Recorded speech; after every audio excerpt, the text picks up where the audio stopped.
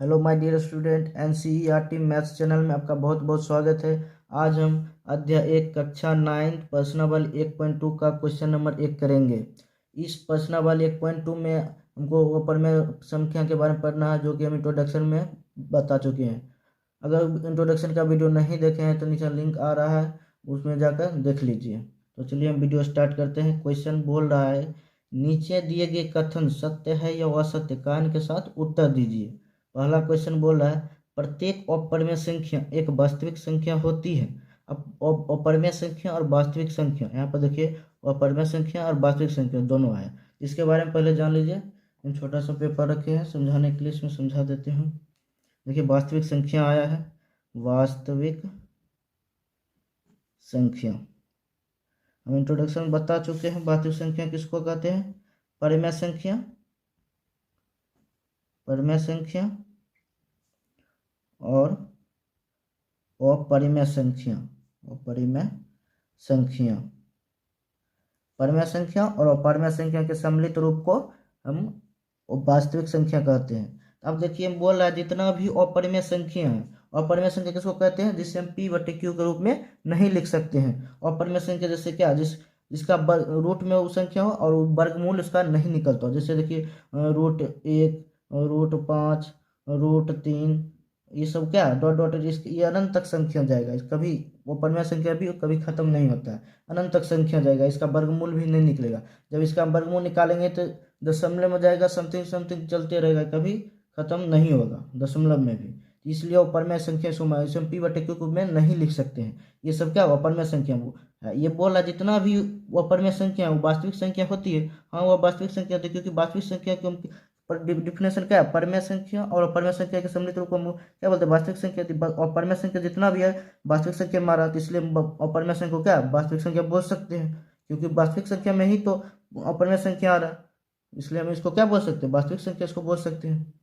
अब जितना भी हम संख्या पढ़ चुके हैं, जितना भी संख्या, वो सब संख्या कितना वास्तविक संख्या में ही आता है। ठीक है, तो चलिए हम हल करते हैं। लिखेंगे हाँ हाँ प्रत्येक अपरिमेय संख्या, प्रत्येक अपरिमेय संख्या एक वास्तविक संख्या होती है। अब कारण भी कहता है, वहां पर क्वेश्चन में क्या बोलता है? कारण के साथ उत्तर दीजिए। कारण में क्या देंगे? कारण में रीजन, इसका रीजन क्या देंगे? लिखेंगे बात क्योंकि वास्तविक संख्या, वास्तविक संख्या में ही परिमेय, परिमेय संख्या और अपरिमेय संख्या, अपरिमेय संख्या आते हैं। अतः यह कथन क्या होगा? सत्य होगा। अतः यह कथन सत्य है। फिर से हम इसको इस क्वेश्चन को फिर से हम समझा रहे हैं। देखिए जितना वास्तविक संख्या, वास्तविक संख्या का डिफिनेशन क्या है? परिमेय संख्या और अपरिमेय संख्या को हम परिमेय संख्या और परिमेय संख्या और अपरिमेय संख्या सम्मिलित रूप को हम क्या बोलते हैं? वास्तविक संख्या बोलते हैं। तो देखिए जितना भी अपरिमेय संख्या है वो सब वास्तविक संख्या में आता है, तो उसको हम वास्तविक संख्या भी बोल सकते हैं। और जितना भी अपरिमेय संख्या, अपरिमेय अपरिमेय दोनों आएगा तो उसको भी वास्तविक संख्या बोल सकते हैं। अब इसमें बोल रहा है अपरिमेय, अपरिमेय एक वास्तविक संख्या है, तो वास्तविक में अपरिमेय भी आ रहा है, तो ये क्या होगा? ये भी क्या वास्तविक संख्या ही होगा। चलिए दूसरा क्वेश्चन बोल समझाते हैं। संख्या रेखा का प्रत्येक बिंदु √m के रूप का होता है, जहां m एक प्राकृत संख्या है। और देखिए संख्या रेखा के बारे में बोला है, तो संख्या रेखा बना लेते हैं। इस पेपर, छोटे से पेपर समझा देते हैं। देखिए यहाँ से एक संख्या रेखा बना लेते हैं। संख्या का रेखा के बीच में होता है 0, उसके बाद 1, 2, 3, 4, -1, -2, -3, -4। ये dot dot dot dot dot dot dot अनंत तक जाएगा, इधर भी डॉट डॉट डॉट अनंत तक जाएगा। ठीक है, अब देखिए संख्या रेखा में एक पॉजिटिव धनात्मक संख्या होता है, दाईं तरफ चलते धनात्मक संख्या होता है, अब बाईं तरफ चलते हैं तो ऋणात्मक संख्या होता है। तो धनात्मक संख्या को क्या बोलते हैं? प्लस वाला संख्या, और ऋणात्मक संख्या को माइनस वाला संख्या भी बोलते हैं। ठीक है, इसमें देखिए संख्या रेखा में धनात्मक और ऋणात्मक दोनों आता है, संख्या रेखा में धनात्मक और ऋणात्मक दोनों आता है। अब बताइए ये जितना भी, अब कंडीशन भी दे दिया, ये सब जितना भी संख्या रेखा में बिंदु है, 3 4 सब बिंदु है, ये सब जितना भी बिंदु है वो क्या प्राकृत संख्या है, ये हमको कंडीशन दे दिया है।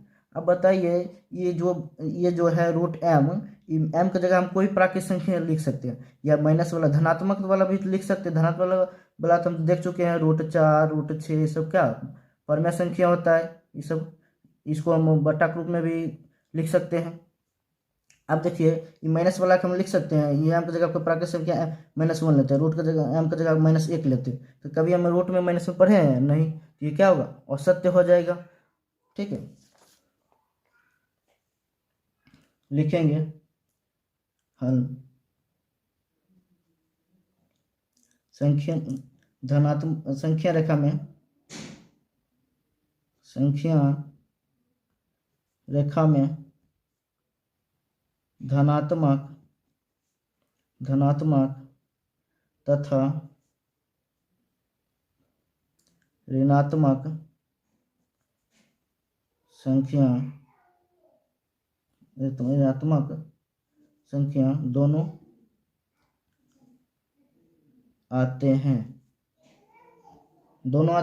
लेकिन ऋणात्मक संख्या क्या होगा, कभी भी रूट में नहीं आएगा, ये भी हम जानते हैं, कभी पढ़े हैं रूट में ऋणात्मक संख्या को देखे हैं नहीं, तो हम क्या लिखेंगे, ऋणात्मक संख्या किसी भी प्राकृतिक संख्या का वर्गमूल नहीं होगा, लिखेंगे ऋणात्मक संख्या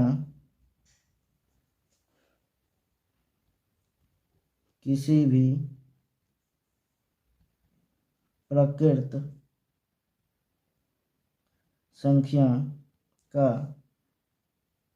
वर्गमूल नहीं होगा। अतः क्या होगा, यह कथन असत्य, अतः यह कथन वह सत्य है।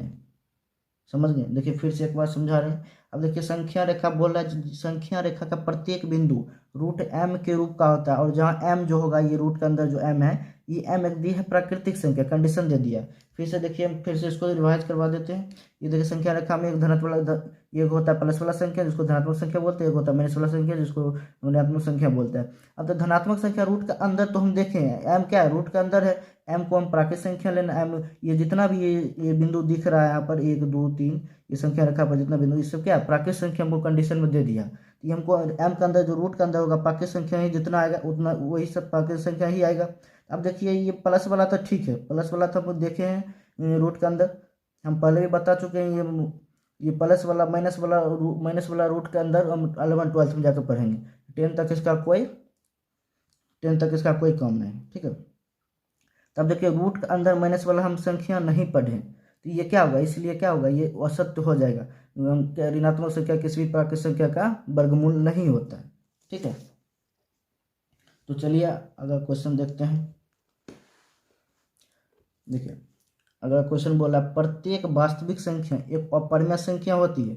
अब देखिए फिर से वही चीज बोल रहा है वास्तविक संख्या। देखिए वास्तविक संख्या पहले बता चुके, परिमेय और अपरिमेय के सम्मिलित रूप में क्या बोलते हैं, परिमेय संख्या, और अपरिमेय संख्या के क्या सम्मिलित रूप को हम बोलते हैं वास्तविक संख्या। हमको यहाँ पर क्या बोला, जितना भी वास्तविक संख्या है वो अपरिमेय ही संख्या होगा। अब देखिए हम तो पढ़ चुके हैं परिमेय और अपरिमेय के सम्मिलित रूप को हम वास्तविक संख्या कहते हैं। अब इसमें जितना वास्तविक संख्या में जितना भी आएगा संख्या वो मेरा क्या अपरिमेय ही होगा, ये तो असत्य है, क्योंकि हम वास्तविक संख्या में अपरिमेय अपरिमेय दोनों आता है, ये हमको बोल रहा है अपरिमेय ही होगा, ये तो असत्य हो गया।